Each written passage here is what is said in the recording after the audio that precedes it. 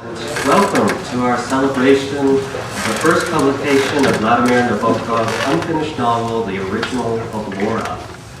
I'm Ellis Hansen, the chair of the Cornell English Department, and it's my pleasure to introduce the first Wendy Rosenthal-Gelman Lecture, the first in a series of annual events on modern literature.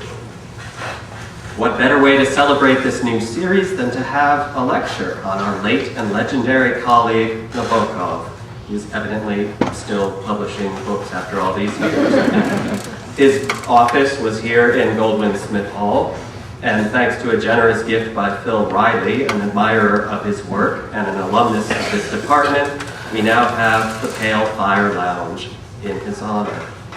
The lounge is just outside the English office on the second floor, and just for tonight, I guess we'll rechristen it the Laura Lounge. And I hope you'll join us there for food and wine after the lecture. It's just up the stairs here and down the hall. That lounge is dedicated to Nabokov and his literary accomplishments in Ithaca, which include the publication of Lolita and Pnine. And it feels good to initiate a new tradition, especially in economic hard times. And we have several alumni English majors to thank for their support and staff to thank for their hard work. I want to thank Ted Arnold, who has made Nabokov the Cornell Bookstore Author of the Month. And he has copies of the original of Laura here, as well as some of Professor Boyd's books that you can purchase. Thank you also to Marianne Marsh and Laurel Guy for arranging this event, and the Society for the Humanities for supporting it. Above all, I would like to thank Wendy Rosenthal-Gelman, who is an English major from the class of 1981, and who just recently embarked on a new career as Senior Counsel and Senior Policy Advisor for the U.S. Senator from New York, Kirsten Gillibrand. So there's one more thing you can do with your major in English. She is thrilled to sponsor such a historic celebration of a great writer she happens to love, or two great writers. And she would also like to thank the English faculty for instilling in her a lifelong love of learning and literature. She is in fact here in the front row. I'd like to stand.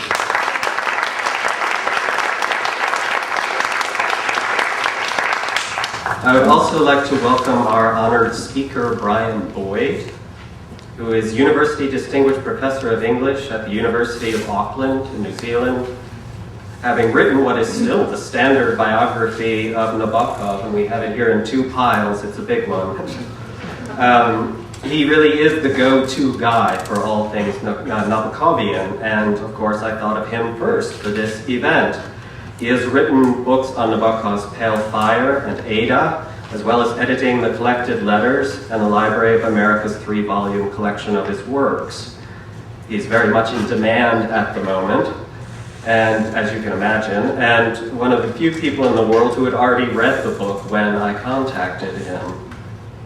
He also generously agreed to give a second lecture on his latest work on Charles Darwin, who is not a Cornell alumnus, but he did write a very important book on the origin of species, which was published 150 years ago this very month, November 24th to be exact. And so we're doubly pleased to have an authority on Darwin and an authority on Nabokov coming to visit us at this particular juncture. Professor Boyd's talk tomorrow will be called On the Origin of Stories, Evolution, Cognition, Art, and Fiction, and it will take place here tomorrow, same time, same place. And his book by that same Darwinian name, On the Origin of Stories, which was published about 5 minutes ago by Harvard, is the other stack over here, and I'm sure Professor Boyd will be happy to sign it if you buy a copy.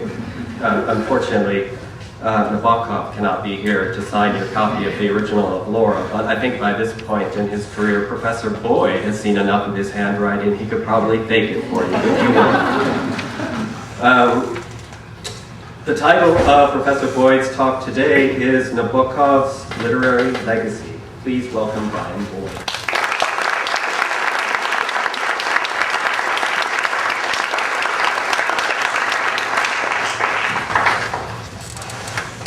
Thank you, Alice. It's a pleasure to be back at Cornell. And it's a great honour to be asked to deliver the first Wendy Rosenthal-Gelman lecture on modern literature, and to talk on Vladimir Nabokov and in Goldsmith Hall, where Nabokov had his office and where he delivered the lectures, now published in 3 volumes, but there are more to come, as you'll hear, and at Cornell. Let me dwell especially on Cornell. Nabokov is considered now by many writers and readers as at least among the greatest novelists of the 20th century. At the end of 1999, when the Modern Library wanted to pick the novel of the century, they asked writers like A.S. Byatt, William Starr and Gore Vidal, and Daniel Burstyn to vote for their novel of the century. Lolita came first, but because the Modern Library published Ulysses but not Lolita, they fudged the results and found a way to place Ulysses first. This is true. Martin Amis, who was in New York with me on Monday to launch the original of Laura, told me he would put Ulysses ahead of any Nabokov novel, as I would too probably, but stressed that in terms of the number of grand slams, Nabokov comes out way ahead. These rankings don't matter much, but Lolita has always been a sensational novel in every sense, and sensational in the difference that it made to Nabokov's career. It allowed him to retire from Cornell very promptly, at very short notice. Fame and fortune in the fall of the 1958 term, retirement in the spring 1959 term. But coming to Cornell had allowed him to write the novel that made his fame and fortune. He'd thought of reworking his Russian story, The Enchanter, by at least 1946, but would not have been in a position to start writing it, to invest time in a book that might never find a publisher while he was putting his son through Harvard, had he not had the job security that he found for the first time in his life at Cornell in 1948. It's particularly pleasing to talk on Nabokov at Cornell just 2 days after the release around the world of his last novel. I was invited here to talk specifically on the original of Laura, but asked Alice Hansen if I could talk about Nabokov's literary legacy in general.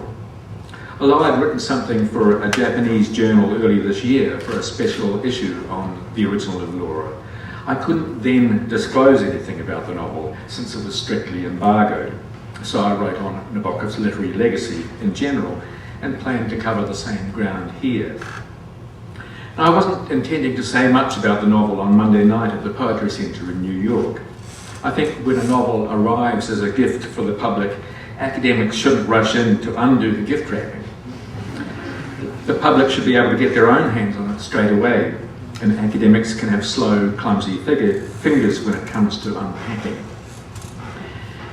But my attitude changed when I saw what reviewers were doing to the original of Laura. The review started to come in late last week. And on my way here on the long plane flight across the Pacific, I scrapped all I had written and prepared a talk for New York that focused only on the novel.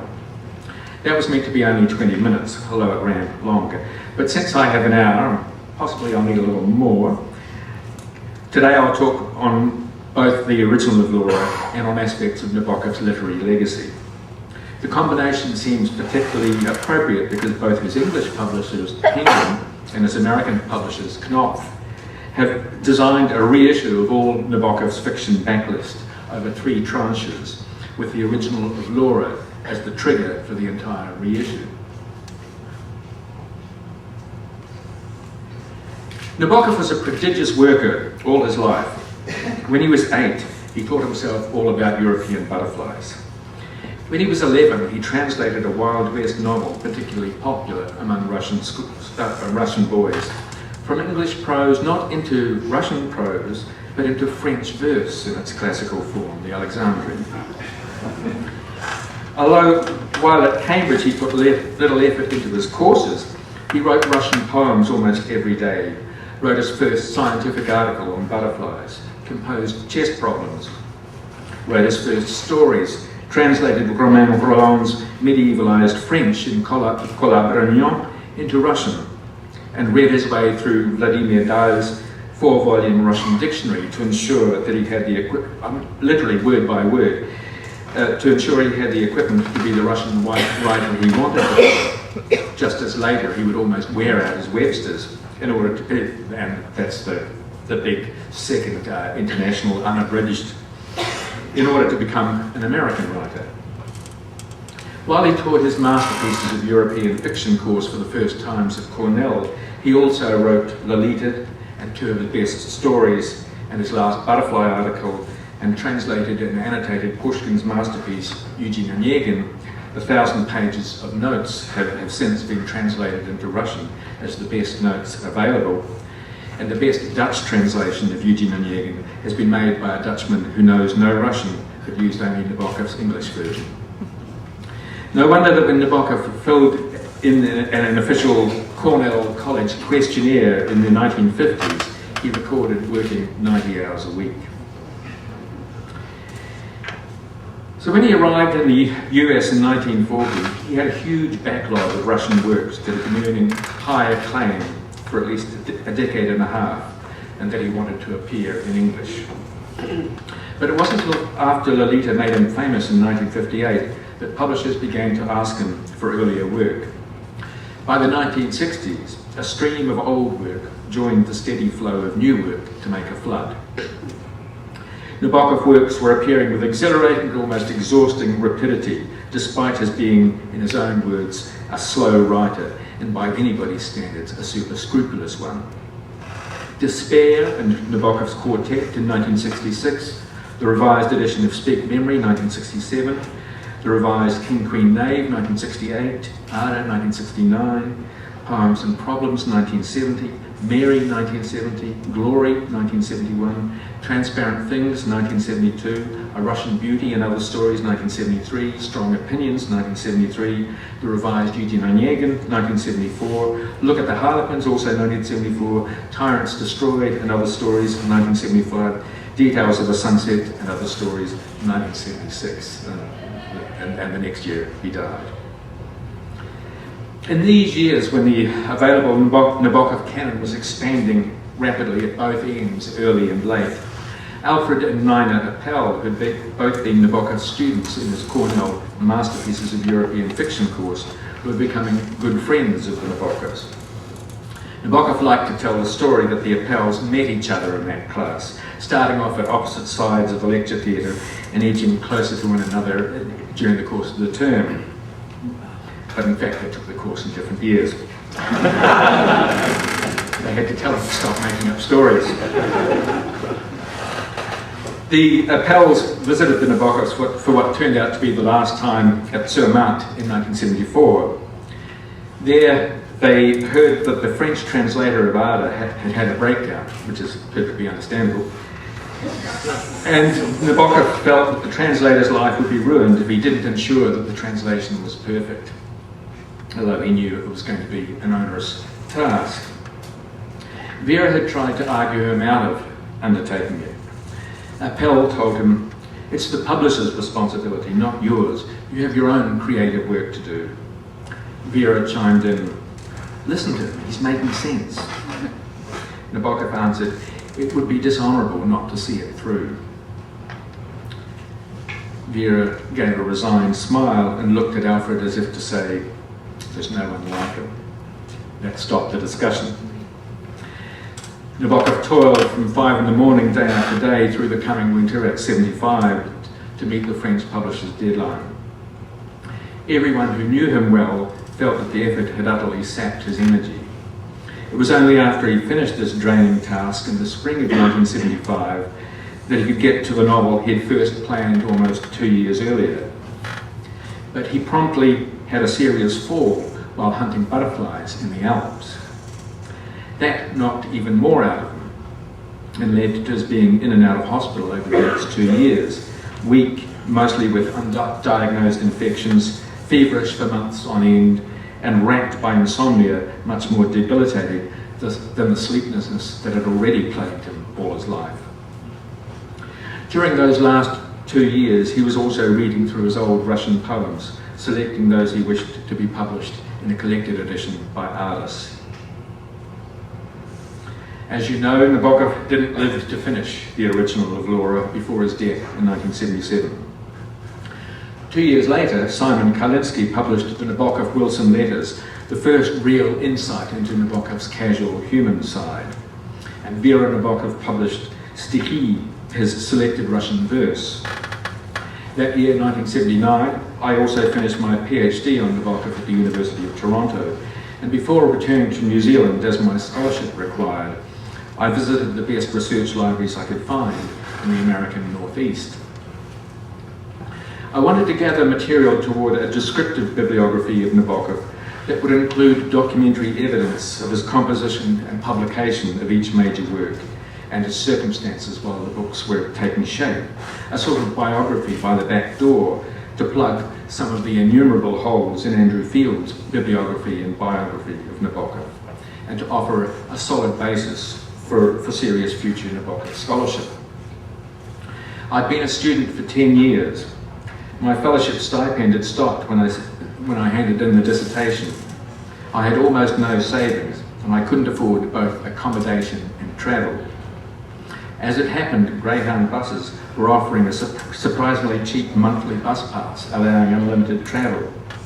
So I could work all day in a library, say Cornell's, and take the evening bus towards, say, Washington, indexing all the data that I found during the day on board the bus until about midnight, sleep fitfully until about 2 a.m., get off at, say, Scranton, Pennsylvania, which I think was the last place I could switch from southbound to northbound on that route.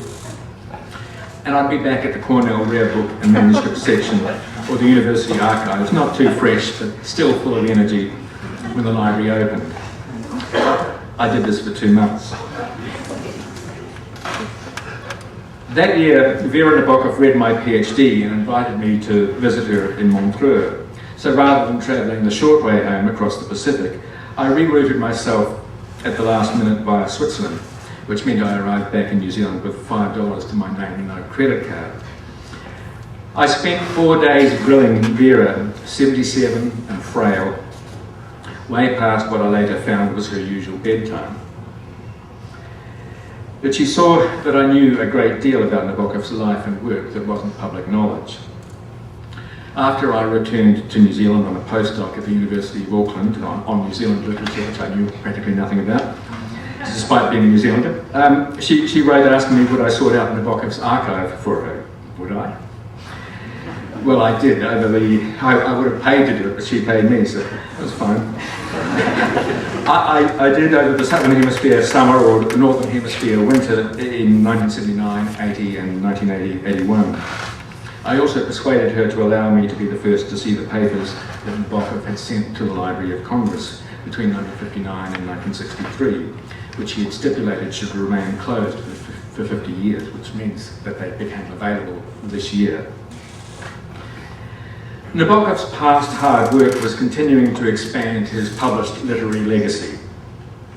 Another of his former Cornell students, Matthew Brookely, by now a Major Fitzgerald scholar and a literary entrepreneur, was starting to publish Nabokov's Cornell Lectures on Literature, the first volume, just Lectures on Literature, in 1980, the Masterpieces in European Fiction course, or at least the non-Russian elements of it, Austen, Dickens, Flaubert, Stevenson, Joyce, Proust. The second, Lectures on Russian Literature, Gogol, Dostoevsky, Tolstoy, Turgenev, Chekhov, Gorky, in 1981. Soon after I began to catalogue the archives, I rediscovered Volshevnik, the long story which we might now call the original of Lolita, which was published in Dmitri's translation as The Enchanter in 1985. Despite my free access to everything in the Montreux archive and controlled access to the Library of Congress Nabokoviana, I could not see other materials that Vera guarded in her bedroom. The story of 30 years in a Swiss bank vault is not quite true. So I didn't have access to Nabokov's letters to his parents and to her, to his diaries, and the original of Laura. As Vera knew, I was still planning to work on a Nabokov bibliography. I kept pressing her for access to what I'd not yet been able to see, especially the letters to his parents. she replied after several repeated requests, "Why do you need to see the letters if you're doing only a bibliography? If you were doing a biography, of course, I would show you everything." I suppressed a great gulp. I knew she and her husband had felt badly betrayed by Field's biography, and I knew it. Of course, it was only a stalling tactic at the time, and I knew it firsthand of Vera's intense privacy. I thought she'd felt too badly burned by Field to countenance a new biography. About to start my second year of university teaching and just building up a classroom repertoire, I couldn't begin a biography without extended time of teaching. Back in New Zealand, I applied for a fellowship on the basis of the Nabokov bibliography, got it, and wrote to Vera immediately, reminding her of her "I would show you everything." She agreed to condone my working on a biography. Not her words, but her sentiment, I think. In late 1981, I returned to Montreux to begin. Several months later, in March 1982, I discovered at the bottom of a pile of otherwise empty boxes behind a wardrobe in room 69 in the Montreux Palace Hotel, a box full of manuscripts of Nabokov's Cornell lectures on Russian literature other than the authors discussed in the 1981 volume. Vera had been perturbed all along that Nabokov's lectures on Russian poetry couldn't be found. "Eureka," I wrote in headline-sized capitals on a note that I left for Vera, already asleep for the night. I'm now editing those lectures with my former student Stanislav Schwabrin, now at Princeton. They run all the way from the Saints' Lives to Hodosievich, in Nabokov's estimate the greatest of 20th century Russian poets. The material on Pushkin is especially exciting, much more personal and passionate than the impressive but resolutely scholarly annotations to Eugene Onegin. This volume, or perhaps two of them, should be published in about 3 years. In 1983, I left Montreux and headed back to New Zealand via research in the US, starting with the first ever Nabokov conference at Cornell in 1983, organised by George Gibeon in Russian and another of Nabokov's former Cornell students, Stephen Parker. Parker, in Slavic at the University of Kansas, had completed in 1963 at Cornell the first PhD on Nabokov, and in 1978 had founded the first of the 5 journals devoted to Nabokov, the Nabokovian. I've had few stranger experiences than talking about Nabokov's years at Cornell to an audience full of Cornellians in 1983, but the visit gave me the chance, and this was when I had been to Cornell before, but not with the purpose of researching the biography, so there was a lot about the local topography and so on that I didn't know at the time I had to prepare the talk. The visit gave me the chance to interview colleagues of Nabokov like Mike Abrams, Efim Fogel, Milton Cowan and Max Black, to visit or inspect more closely the homes that Nabokov had lived in Ithaca, and to interview former students like Appel, Parker and others. By this time, Vera had already let me see Nabokov's diaries and his letters to his parents, but it wasn't until I returned to Montreux in the winter of 1984-85, after she'd seen the first chapters of my biography and realised she would not regret trusting me, that she allowed me a kind of access to Nabokov's letters to her. She had not let me read or hold them, but she sat at the small round dining table in her sitting room while I sat at the other side. In her 80s, her voice husky from a recent cold, she read out from the letters into my tape recorder, session after session, skipping endearments and anything else that she thought too personal, announcing propisk omission at each cut. Now these splendid letters are being produced in a volume to themselves, transcribed and translated from the Russian by Olga Voronina, former deputy director of the Nabokov Museum at St. Petersburg, now completing a PhD at Harvard, and by me, with Dmitry Nabokov adding the final polish and familial tone. They should be out by about 2011. Late in 1984, Vera said to me she would, of course, eventually let me see the original of Laura. But as I say, she made such offers about the future, mainly to silence my persistence in the present. By the winter of 1986-87, I was well into writing about Nabokov's American years, and Vera was starting to feel relaxed and even comforted by my work on the biography. At last, she agreed to my repeated entreaties to read the manuscript of the original of Laura. My sense of awe at holding Nabokov's manuscripts had long passed. For 7 years, I'd been cataloguing and rearranging them for Vera, and transcribing and indexing them for my own purposes, and letting myself into the archive room and the library, room 69, as I needed, often working there from morning till after midnight. Vera placed the small box of index cards, Nabokov's usual medium for composition since about 1950, on the maroon and silver striped period sofa on the west side of her small living room, and placed herself on the matching sofa 2 meters away on the east side. I was allowed to read the manuscript once, under her eagle eye, fixed on me like a drill, and to take no notes. I also had to cede to her the right to refuse anything I might write on the novel that depended on this single noteless reading. The conditions could hardly have been worse. I will get to the original of Laura soon, to my reactions and the critics. But let me continue with other parts of the literary legacy. I was very conscious as I was writing the biography that other Nabokov scholars, many of whom had become or would become good friends, would benefit enormously from the material in the Montreux archive and the material still under restriction for a long time at the Library of Congress. I was determined to make available in the biography as much as I could of the unpublished material relevant to Nabokov's scholarship and criticism,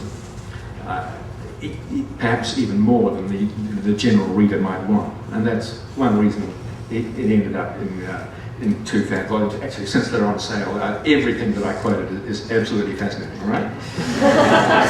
to everybody. During the course of my research, I got to know very well Nabokov's sister, Yelena Sikorsky, living in Geneva, who published her fascinating correspondence with her brother in 1986, in Russian, of course. While I was in the late stages of the biography, Matt Brookely visited Montreux, where I picked out for him some of the plums of the correspondence. But his selection and Dimitri's for selected letters, 1940-1977, seemed to me far too hasty. Brookely was in Montreux for only 3 days for that task, and I expect a much more complete collection will eventually be forthcoming. But after the letters to Vera being worked on at the moment, the next correspondence in line will be Nabokov's letters to his family, especially his parents.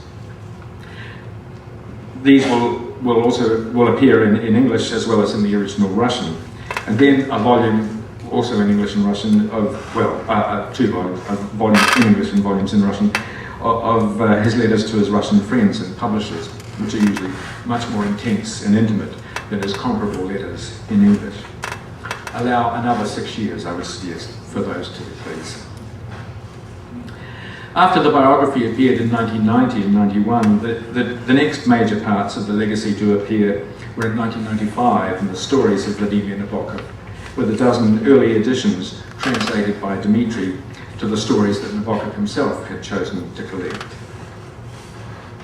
I edited the 3 volumes of Nabokov's English novels, his memoir Speak Memory and his Lolita screenplay, for the Library of America in 1996, again including as much as the Library of America's tight editorial policies would allow of Nabokov's or Vera's own glosses on passages in the works.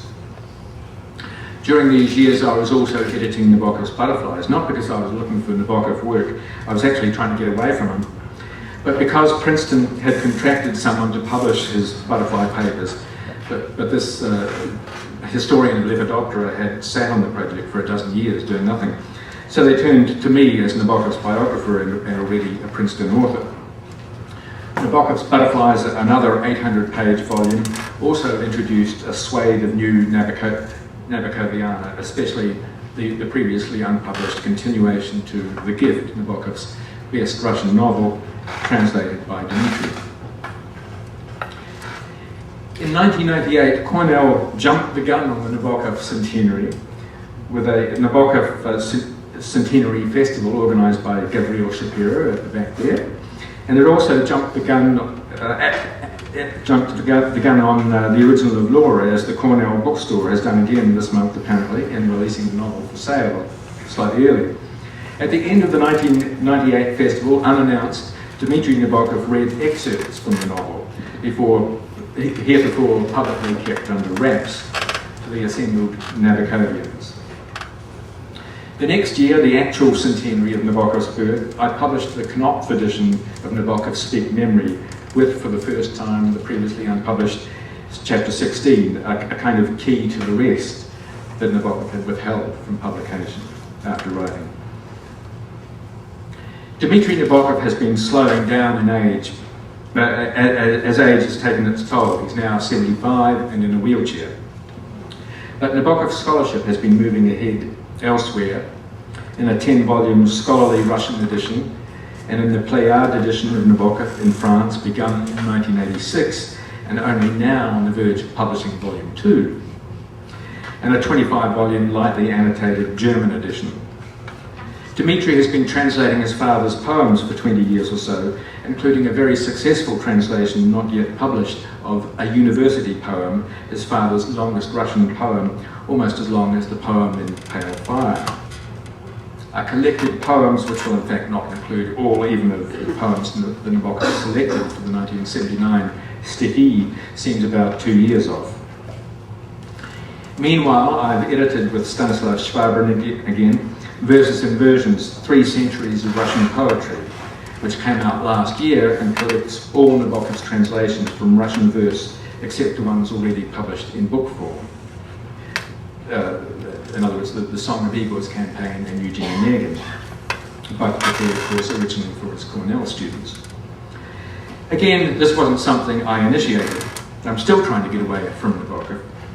But I think it's exciting that there will be these 3 volumes of Nabokov's translations of Russian verse, and soon 2 or perhaps 3 volumes of his Cornell lectures on Russian literature. 5 or 6 volumes from the man who forms the natural bridge between literature in Russian and in English, or even between Russian and the rest of the world.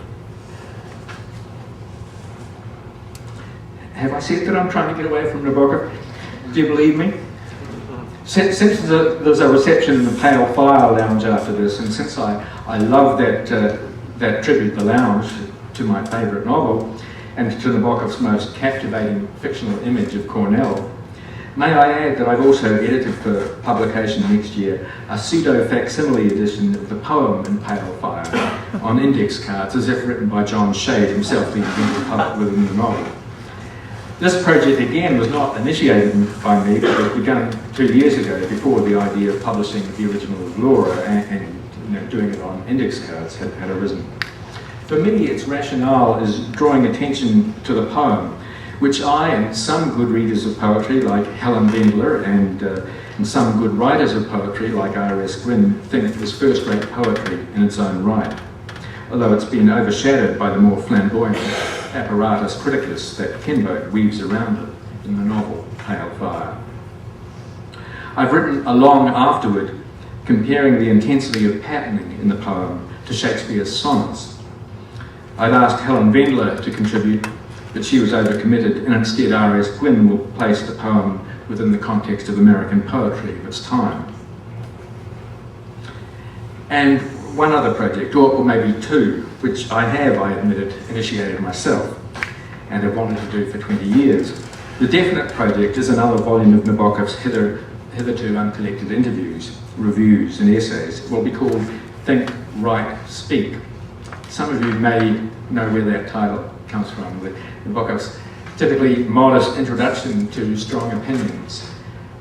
The first sentence is, "I think like a genius, I write like a distinguished author, and I speak like a child." So Think, Write, Speak contains wonderfully good material that I can't believe has mostly gone unused by Nabokov scholars, if I haven't already quoted it in the biography or elsewhere, but that will also interest readers in general, I think, as much as Strong Opinions has his own collection of interviews and reviews and essays. A little less definite, but still likely perhaps in 2 or 3 volumes, or more even, is something like the original project that brought me to Cornell on Greyhound buses in 1979. Nabokov on Nabokov, an assemblage of all the documentary evidence relating to Nabokov's composition, publication, explanations and responses to the reception of all his work, arranged by work, and drawn from all his published and unpublished writings. So as you see, the output of a compulsive worker takes a long time to keep up with. Nabokov's ghost seems as tireless as the mortal who occupied an office in Goldwyn Smith, and he'll keep us busy for at least another 10 years. Well, I didn't really mean to spend quite this long on the legacy, but I didn't have time to make it shorter. But let's turn to the one work that Nabokov tried to write when his health would no longer allow him to work compulsively or even steadily.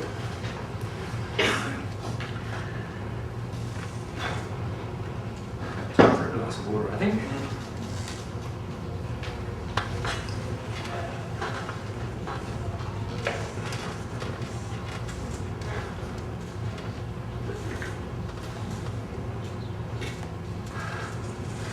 We could call this part of the talk, I hope some of you will recognise why, on some index cards entitled The Original of Laura. Soon after Vera at last allowed me to read The Original of Laura, she and Dmitri asked me what I thought they should do with the manuscript, which Nabokov had asked Vera to promise to destroy. I said, to my own surprise, destroy it. How glad I am now that they ignored my advice and that their attachment to Nabokov's work overrode even their respect for his last wish. You may remember that Nabokov would have burned another manuscript of a still incomplete book entitled Lolita in the garden incinerator of their home that year in Ithaca, if Vera hadn't stopped him on the way to the incinerator. Of course, Nabokov, Vera, Dmitri, Cornell, and the whole world have good reason to be thankful that that didn't happen. But he did finish Lolita, and he came nowhere near finishing The Original of Laura. So why am I now thankful about this publication? The Original of Laura could have been published badly, as if it were a new Lolita, or at least a new Pnin. Instead, it has been better published than I could have imagined. Subtitled A Novel in Fragments on the cover, which is brilliantly designed by Chip Kidd, or the whole book is brilliantly designed by Chip. And subtitled The Dying is Fun on the inside, the title page inside. The index card's now bound into the book in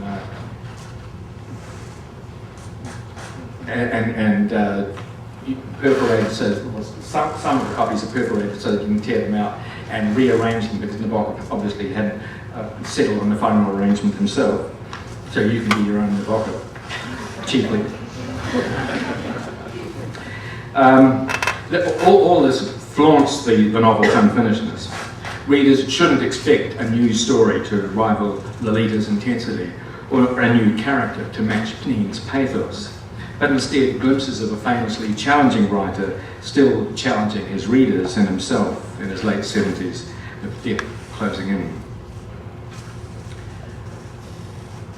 What troubled me so much when I first read The Original of Laura that I recommended that Vigen's wishes should be followed, the text destroyed. And what has changed so much in my sense of the novel that I can welcome not merely its preservation, but its publication. I've seen my initial disappointments echoed in the responses of good reviewers like Martin Amis, John Banville, Alexander Theroux, and Alexander Hemon. My first disappointment was that the fragments remain just that.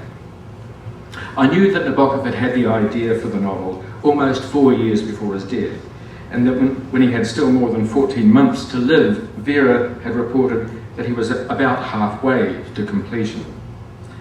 I'd expected much more than I found. The second disappointment was that there were no sympathetic characters, and no characters who loomed large in the imagination, like Luzhin, Humbert, Kneen, Kinmo, or Van Veen. The third was that the narrative drive shaft seemed to be broken. In Lolita, Pale Fire, and Ada, Nabokov reinvents fiction without forfeiting the pleasures of plot. The original of Laura has a beginning, a middle, and an end, and gaps in between them, but it's hard to see how readers would have been impelled from one to the next, even if Nabokov had completed the novel. The fourth disappointment was the recurrence of rather unpleasant sex in the manner of Transparent Things, although they're much more frequently than that, and of a Lolita theme. Nabokov had recycled the name of Lolita and much more in Pale Fire, in Ada, and in Look at the Harlequins.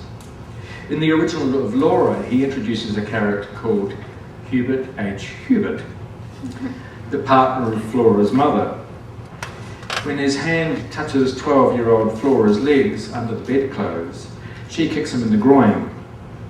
But do we really need a fourth reprise? The fifth disappointment was that the hero had a problem too strange to engage the imagination, or at least my imagination, on first reading anyway. Luzhin's love of chess haunts even readers who can't play the game. Humbert's desire for Lolita compels readers despite their feelings about child rape. But in Look at the Harlequins, Vladimir Vladimich's maddening problem, which is Nabokov's second to last novel, his last completed novel, Vladimir Vladimich's maddening problem is merely that he can't imagine turning around to walk the other way along a street, an act that he can readily perform in real life, but that sends his imagination spinning. A problem that has always failed to turn my imagination. And in the original of Laura, Philip Wilde wants to find out how to will his own body dead, inch by inch from his feet upwards, so that dying becomes fun, becomes a willed and reversible relief from the itch of being.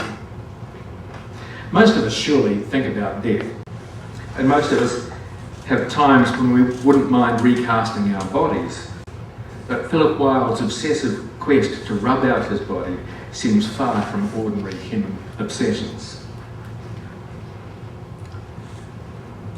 The sixth disappointment was the novel's style. In a 1974 review, a stirring young writer named Martin Amis, and I put the adjective in partly because Martin Amis was going to listen to this, at New York, had greeted Nabokov's last completed novel, Look at the Harlequins, this way. The really unnerving deficiency of Look at the Harlequins is the crudity of its prose. In the book's 250-odd pages, I found only 4 passages that were genuinely haunting and beautiful. In an earlier Nabokov, it would be hard to find as many that were not. I was also sadly disappointed by Look at the Harlequins and wondered, did it mark an irreversible decline in Nabokov's powers? Yet he still sparkled in interviews and introductions to new translations of his books. As Nabokov's biographer, I wondered as I picked up the first of the Laura index cards in 1974, would I be able to describe Nabokov's invention as undimmed, or would the manuscript confirm a decline? My fraught first reading, alas, bore out my worst fears.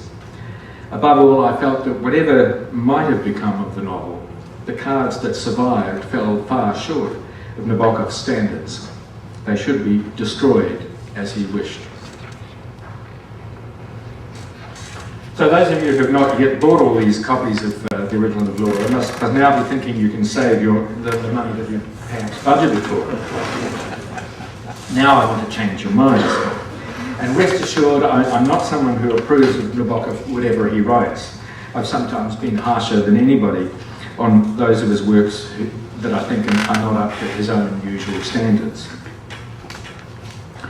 My estimate of the original of Laura has changed drastically. It's not another Lolita or Pale Fire. but I think it could have been, it already is, another fascinating Nabokov novel and a priceless entry into his workshop. What's changed my mind? Not reading under impossible conditions, for one. Not reading with wrong expectations. Reading for what's there and not for what's missing. Rereading and rereading. My first disappointment was that the novel was so fragmentary, so unfinished. Of course it still is. But there's a strong beginning and a vivid middle and a wry end. The more I read, the more I reread, the more I think that Nabokov may indeed have been more than been near or halfway to another short novel like The Eye or Transparent Things.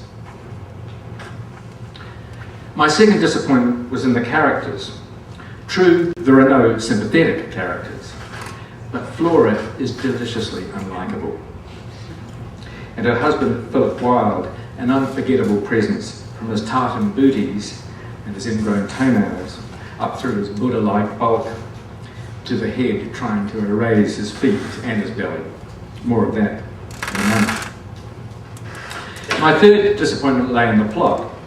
But if there's little plot tension, there's also headlong action from reckless Flora and comic inertia from Wilde's repeated self-erasures. Many of Nabokov's novels, 1 out of every 2 by my count, develop no powerful plot impetus. Unless I'm mistaken, as you know by now, I can be, of course.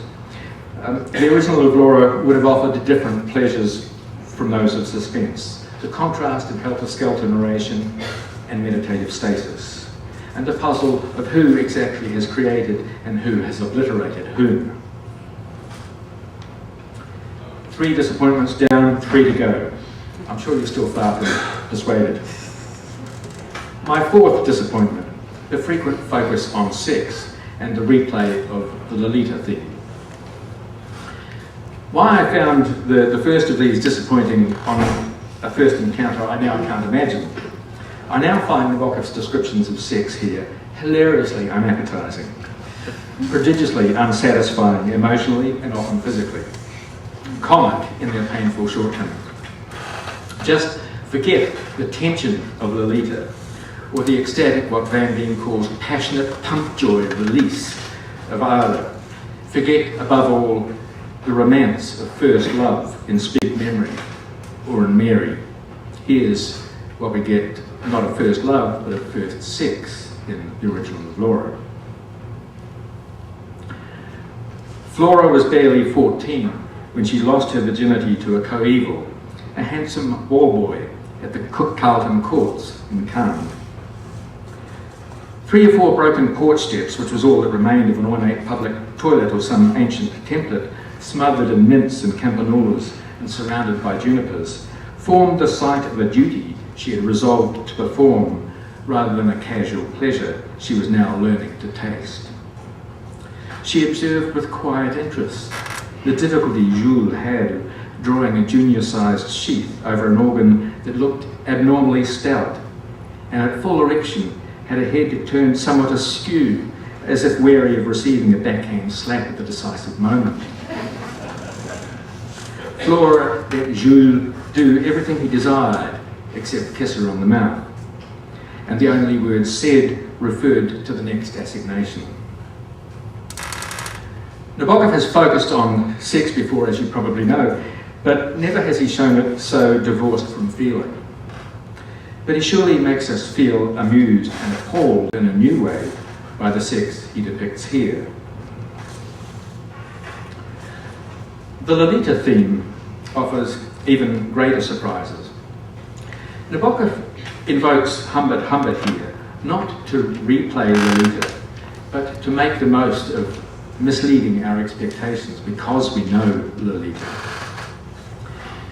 Mr. Hubert H. Hubert lost a daughter named Daisy at 12, run over by a backing truck as she took a shortcut home from school. Hubert H. Hubert sees Daisy, in a sense, resurrected in Flora, who's Daisy's age when she died, and wants to be nearer Flora than she wants him to be. He wants even to brush her hair with his lips. But as far as I can see, he feels toward her only as a father of the lost daughter whom Flora keeps reminding him of. Flora, who knows about sex, but not about love, misreads his intentions, as do readers, including me on my first reading, and certainly most of the reviewers, or all of the reviewers that have commented on it, I think, as do readers misled by Nabokov's expert deception. The real link that we should make from Hubert H. Hubert to Lolita, I think, is not to Humbert crushing Lolita under his memory of Annabel Lee, but to a very different image from Lolita, the Casbin barber, whose appearance Nabokov, in his essay on a book entitled Lolita, identifies as one of the nerves of the novel, the secret points, the subliminal coordinates by means of which the book is plotted. A sentence that, he reports, cost him a month of work. And I quote, "In Casbin, a very old barber gave me a very mediocre haircut. He babbled of a baseball-playing son of his, and at every explodent spat into my neck, and every now and then wiped his glasses on my sheep wrap, or interrupted his tremulous scissor work to produce faded newspaper clippings.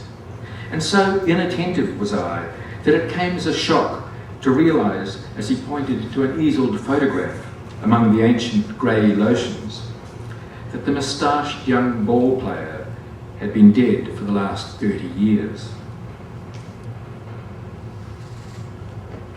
Hubert H. Hubert feels tender love for his dead Daisy and would like to offer the same to Flora, but Flora, as I said, understands only sex, not love, not tenderness, and repays his attentions with a kick in the groin. This scene in the original of Laura presents us with apparently creepy farce, but underneath it lies one of the nerves, I think, of this novel, one of its secret points, a death not erased for the father who remembers his lost child so painfully, so helplessly. My fifth disappointment, that Philip Wilde's obsession with willing his own death, erasing himself by inches so that he can restore himself by inches, so that death can sing to his tune, seems so remote from our experience and our desires. Well, Wilde's quest certainly is singular, but many of us have wished to erase intense pain or shed excess weight. Wilde has both. Many have sought to train the mind to control and transcend self through meditation.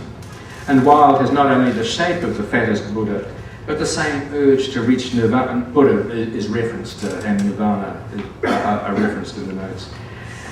The same urge to reach nirvana, to eliminate the self.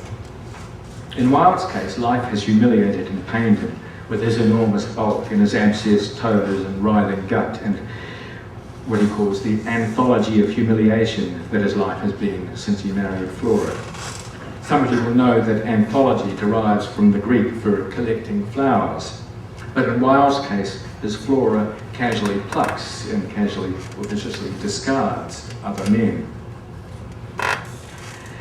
Nabokov has some sympathy with Philip Wilde in his humiliation, and so should we.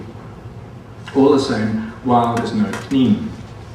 All of us might wish at times we could control our own deaths or our own restorations to life. But Nabokov surely presents Wilde as exactly the wrong way to transcend death. Eliminating the self promises no worthwhile passage beyond life. The only transcending of death that Nabokov could imagine wanting, and he did want it, would somehow take the self through death and escape the closed self, but not deny its accumulation of experience. As John Shade writes for Nabokov in Pale Fire, "I'm ready to become a floweret or a fat fly, but never to forget." In Arda, Van Veen explains what he says is the worst part of dying. The wrench of relinquishing forever all one's memories. That's a commonplace, But what courage man must have had to go through that commonplace again and again and not give up the rigmarole of accumulating again and again the riches of consciousness that will be snatched away. Wilde obsessively tries to eliminate himself, to place his body under the control of his mind. But for Nabokov, self-elimination can only be the falsest kind of self-transcendence. Wilde's ingrown toenails cause him agony, and for once he lies in a mattress in his bath, willing away what he can. As he lies in a mattress in his bath, willing away what he can, he not only seems to erase his toes, but decides not to restore them when he emerges from his hypnotrance, as he calls it. And I quote again, "When I opened my eyes, I saw at once that my toes were intact. After swallowing my disappointment, I scrambled out of the tub, landed on the tiled floor and fell on my face. To my intense joy, I could not stand properly because my 10 toes were in a state of indescribable numbness. They looked all right, though perhaps a little paler than usual, but all sensation had been slashed away by a razor of ice.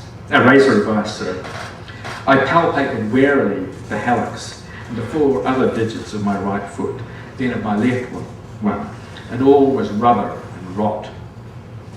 The immediate setting in of decay was especially sensational. I crept on all fours into the adjacent bedroom and with infinite effort into my bed." For many people over many millennia, but never more I think than for Nabokov, transcending death has seemed somehow akin to overcoming the power of the Earth's gravity. Fat Wilde, flopping over on erased toes, succumbs more grotesquely than ever to gravity. And his whole obsessive quest seems an apotheosis of self and of stasis, a self-fixated and self-enclosed attempt to circumvent the limits to the self that death imposes. To the extent that Nabokov imagines death, and if you know his work, you'll have noticed that that's to a very considerable extent, he sees it as a transition that hurdles the self, or as possibly a transition that hurdles the self into a state retaining accumulated selfhood, but no longer subjected to what he calls the solitary confinement of the soul. Wilde conjures up an image of a capital I, our favourite pronoun as he calls it, on his mental blackboard. It's 3 bars representing his legs, torso and head, and sees his auto-hypnosis as akin to erasing successively each bar of the I. Images of erasing or self-deleting pervade the whole novel in ways that reveal Nabokov's customary care in constructing and concealing his patterns. To take one example, Wilde feels delight and relief at erasing the pain of his abscessed ingrown toenails. Flora, by contrast, wipes not a mental blackboard, but her own flesh. She promptly wipes the semen off her groin, whereas the novel, she requires her menfolk to promise to withdraw before ejaculation and promptly wipes the semen off her groin, whereas the novel once phrases it her inguem, I-N-G-U-E-M. I wonder how many here outside those in medicine know this word for groin. Ingrown inguem. Nabokov covertly links Wilde erasing his own life, rubbing out his toes, with Flora briskly rubbing off the possibility of new life. The Roman Flora was a fertility goddess. Nabokov's Flora is a sterility goddess. A sterility goddess married to a doomed rubber dummy Buddha. Art in Nabokov and in many other people's imaginations offers another kind of immortality, another promise of surpassing death. But not here, not in this novel. Flora's grandfather, painter of once admired sentimental landscapes, falls precipitously out of favour.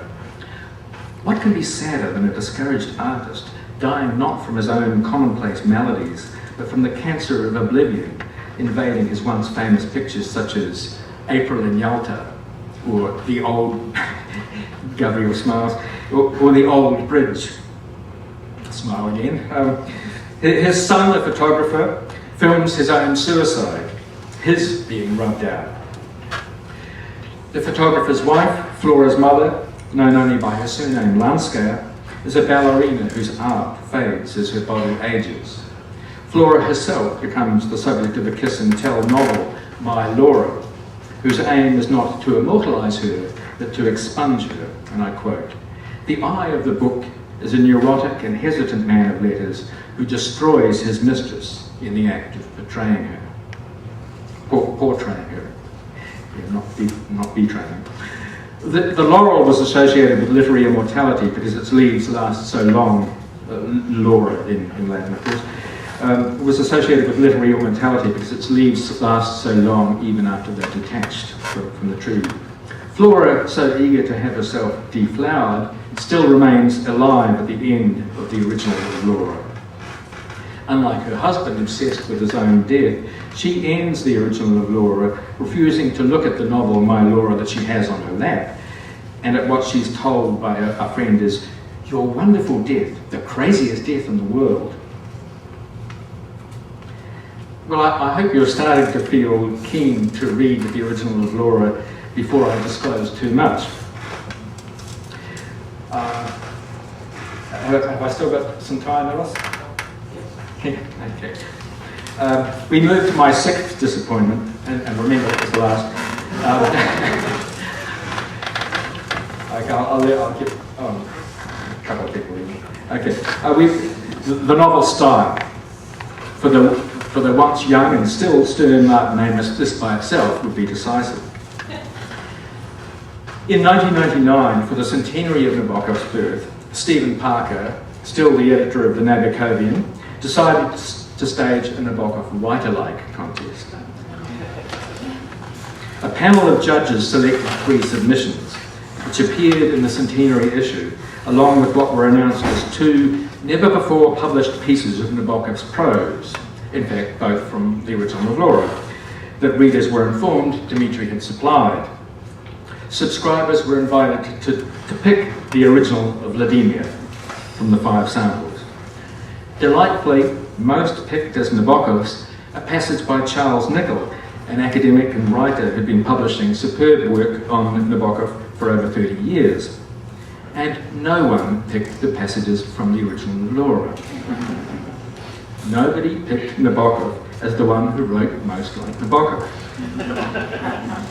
What does that tell us?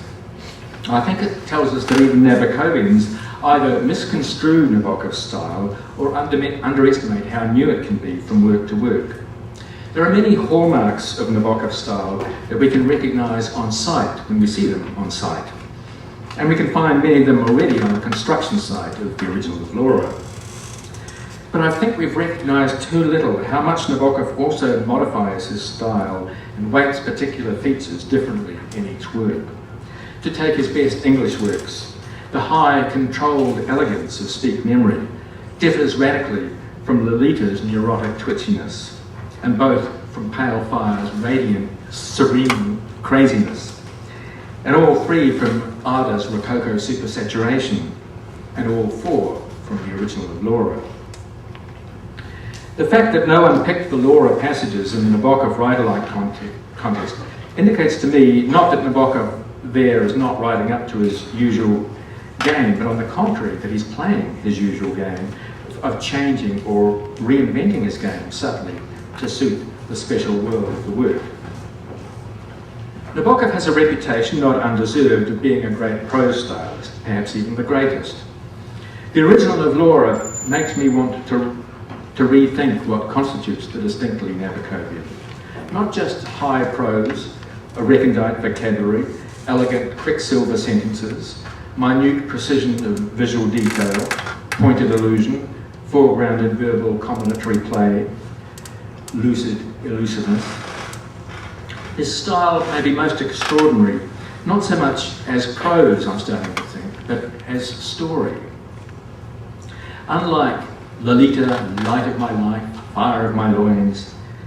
The 13 words of the opening sentence of the original of Laura would win no place in dictionaries of quotations, and no prizes as prose, let alone even as Nabokov prose. I won't have time to read the first chapter, which I'd love to do, but believe me, taken out of context, that first sentence offers plain words, muffling even their plain declarative force with a doubled concession. But as storytelling, I think, it astounds. It does more as story than we had any right to expect of a first sentence until now. All his writing life, Nabokov stressed transition as the most demanding skill for the storyteller to master. The transitions between character, description, report, speech, and reflection.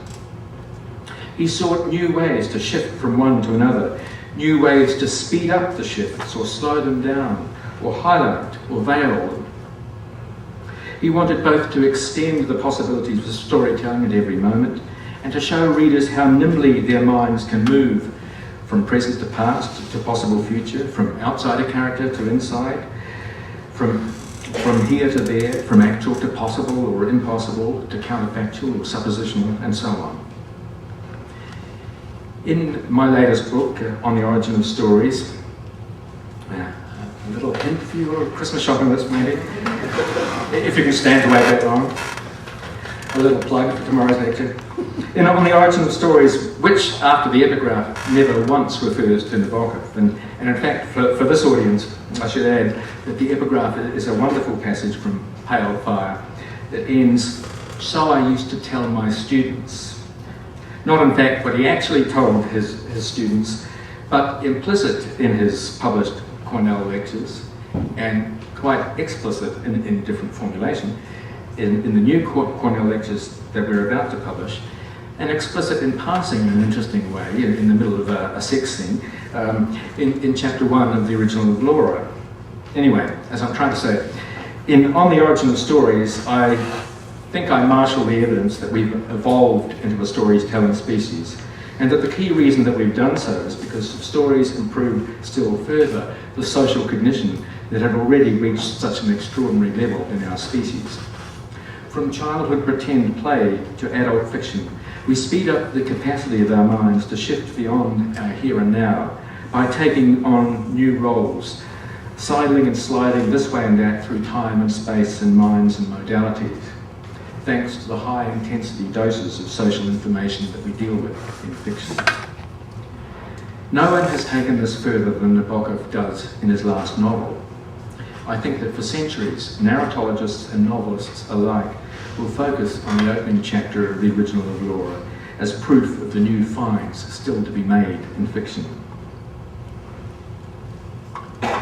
The original of Laura starts with an answer, but we never learn the question, and we never quite keep up with the pace of the story. The novel reminds me of the myth of Atalanta and the Golden Apples. At top speed, it picks up a stray fact, darts aside, nonchalantly drops one subject, gathers up another, and still races ahead, unless it slows down and all but stops for Philip Wilde as he tries again and again to erase himself. Nabokov not only rewrites narrative texture from novel to novel, but also reshapes narrative structure. In the original of Laura, he plays with self-erasure. Philip Wilde tries to erase his body by degrees. The author of My Laura tries to eliminate Flora. But as you read the first chapter of the original of Laura, look for the unprecedented way that Nabokov makes the narrator imply himself, even cynically, and conceal or erase himself throughout. Don't expect in the original of Laura the high lyricism of sentiment and sentence that we find in Lolita, Pale Fire, or Ada. Instead, look for how much Nabokov does once again by inverting what he values most, but as always in a new way this time. Inverting here love as a way to self-transcendence through procreation, through the tender attunement of lovemaking, through sharing a life with another. All inverted here in, for instance, Flora as sterility goddess wiping the sperm off her groin, or in her heartless promiscuity, or in the anthology of humiliation that she offers her husband. Or he inverts art as a way to self-transcendence, rather than to what we get here, the vengeful obliteration of others with a sneaking suppression of the tattletale self.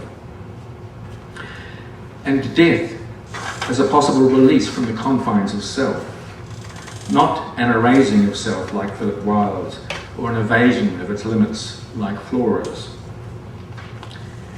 Nabokov offers us, in the suppleness and speed of our imaginations, as he sends us hurtling along the black trails of his story, a route beyond the rapacity of the sexual self in Flora, or the stagnation of the cerebral self in Philip. And if we invert his inversions, I think he offers us also what he famously called a sense of being somehow, somewhere, connected with other states of being, where art, curiosity, tenderness, kindness, ecstasy is the norm. Thank you very much. I think since I'm supposed to repeat the question, so Alice asked it, or made a comment about a passage in chapter 1 that that digresses from, in the midst of the first sexual encounter, but not the last. We see in this book a pickup at a party, and it goes from the description of sex into an evocation of romantic poetry and all kinds of things. In fact, this was the passage that I had in mind when I said that the epigraph. I'll read.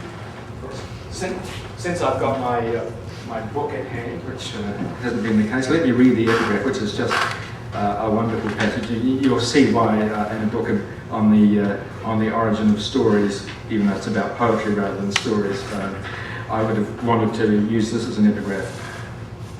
So from Pale Fire. We're absurdly accustomed to the miracle of a few written signs being able to contain immortal imagery, involutions of thought, new worlds with live people, speaking, weeping, laughing. We take it for granted so simply that in a sense, by the very act of brutish routine acceptance, we undo the work of the ages, the history of the gradual elaboration of poetical description and construction, from the tree man to Browning, from the caveman to Keats. And there's something much more explicit than that about the gradual elaboration of sensibility in literature, and it's matching a gradual increase in the tenderness and kindness in human civilization over the centuries. In the as yet unpublished lectures on Russian literature. In fact, I was encountering that passage when I was working on an article for another purpose. I thought, this is so good, it really has to be out there. And I immediately copied it out and sent it to Dmitry Nabokov and said, look at this, we have to publish this. And anyway, Alice was, I have to read just the opening few lines, and then this passage, which is from the same chapter, the same night. So, her husband, she answered, was a writer too, at least after a fashion. Fat men beat their wives, it is said, and he certainly looked fierce when he caught her riffling through his papers. He pretended to slam down a marble paperweight and crush this weak little hand, displaying the little hand in febrile motion.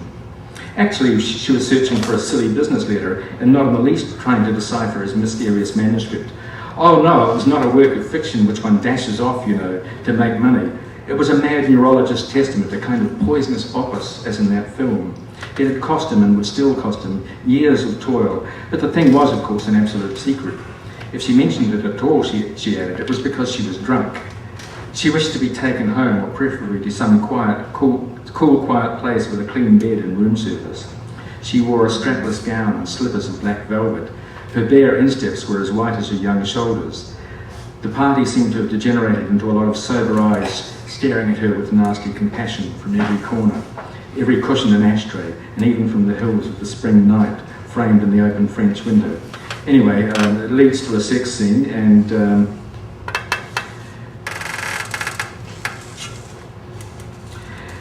just as the unnamed narrator and the self-effacing narrator turns Flora's very skinny Flora over and kind of inspects her, he digresses and says, only by identifying her with an unwritten, half-written, rewritten, difficult book could one hope to render at last what contemporary descriptions of intercourse so seldom convey, because newborn and thus generalised, in the sense of primitive organisms of art, as opposed to the personal achievement of great English poets dealing with an evening in the country, a bit of sky in a river, the nostalgia of remote sounds, things utterly beyond the reach of Homer or Horace. Readers are directed to that book on a very high shelf, in a very bad light, but already existing as magic exists and death, and as shall exist from now on, the mouth that she made automatically while using that towel to wipe his thighs after the promised withdrawal. So there, a little taste. Yeah.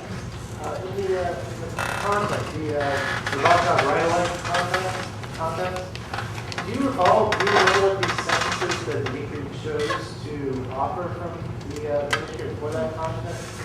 And I think it shows to be interesting because there are a few sentences in the book that maybe would have had a few advocates. I'm thinking of the sentence on the anthology of humiliation. Fantastic sentence that presumably somebody would have identified as, maybe the so I'm sure. Yeah. Okay. So for people behind the questioner or for the camera, the question was what were the passages in the original of Laura that were used for the Nabokov write-alike contest. The questioner suggested that there were some passages that would clearly have been identifiable as Nabokov. Well, yes, I think that's true. There are a lot that is using sound play, especially. I think that would have given the game away. But Dimitri chose well. I think he did choose that passage about the poets that I just read out, which is certainly a sentence I couldn't imagine anybody else writing. But I can't remember the other. I did look it up just a week ago, but I've already forgotten. So sorry. But it's in the Nabokovian, which I'm sure will be in the Owen Library in the 1999 spring 1999 issue. I'm just thinking about what you were saying again about the late work and related to his question about how late Nabokov wouldn't have won a Nabokov writing contest. I really appreciate your own kind of defense of Nabokov late work, but I'm not sure what was Nabokov thinking himself about his own late work, or in his reflections, making lectures on the lateness of other authors. Did he have a sense of late work or what it should aspire to, that his late work either doesn't live up to in a sense, or? The question was about Nabokov's late work and whether Nabokov had a sense himself of writers' late work not living up to their earlier work. I don't think Nabokov was not, as you may know, naturally a modest man, and I think he thought that his work was in some ways getting better. I personally don't think that, I think his greatest work is Pale Fire, but I think that Ada is an even richer work than Pale Fire. Martin Amis said in his review in The Guardian of the original of Laura that he hadn't been able to reread Ada, and he completely misconstrues the Nabokov's moral acuity in Ada. There's no question if you look not only at the things Nabokov said outside the novel, but at the covert hints that he gives inside the novel, that he's completely in control of his distance from Van Veen. The reader may not be, but the reader learns from making mistakes about judging Van. But Transparent Things is on a different scale. It's a much smaller work. It's a very expert piece for the expert reader, not for the general reader, I would say. Look at the Harlequins. Seems to me, as I've said, a decline of his last novel. Nabokov did not think so. He thought it was, at the time of writing it, or just after, he thought it was, possibly his best work. I think he was perhaps trying to do things in there that may have had a rationale, but don't work for me and for most readers. And I think it was also partly that he was inflamed with rage by what he'd seen of Field's biography of him. So he writes a kind of autobiography of a perverse Nabokov. And the original of Laura, well, he told his secretary, Jacqueline Caillet, while he was in hospital, that he thought this would be perhaps his greatest work. And he told Dmitry Nabokov that it would be one of his three best. So he had no sense of a decline, I think. Although I don't know, I think he must have. I don't know. He certainly was very, very frustrated when he was trying to write the original of Laura, and just didn't have the energy or the mental focus to put down on paper what he thought he'd had clearly in his head. But yeah, the late career of writers is fascinating. I think some of Shakespeare's most brilliant dramaturgy, and certainly his most complex verse, is in his last plays, including plays that are not well at all known, like Cymbeline, which I think is just a masterpiece, a very flawed masterpiece. But in some ways, writers get perhaps too good at imitating themselves.